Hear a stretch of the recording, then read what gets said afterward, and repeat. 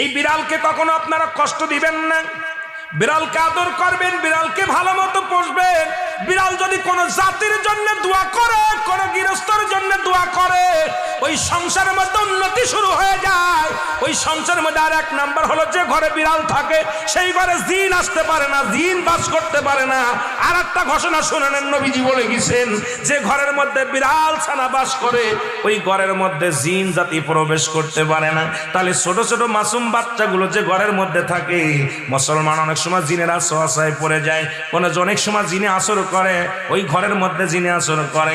যে ঘরের মধ্যে বিড়ালকে আদর করে বিড়াল থাকে, ওই ঘরের মধ্যে বিলাই বিড়াল বিড়াল বিলাই বিলাই, এইটা যার ঘরের মধ্যে আছে এই ঘরের মধ্যে দুষ্ট জিনেরা আসতে পারে না। জোরে জোরে চিল্লায়া বলা যাবে না মারহাবা।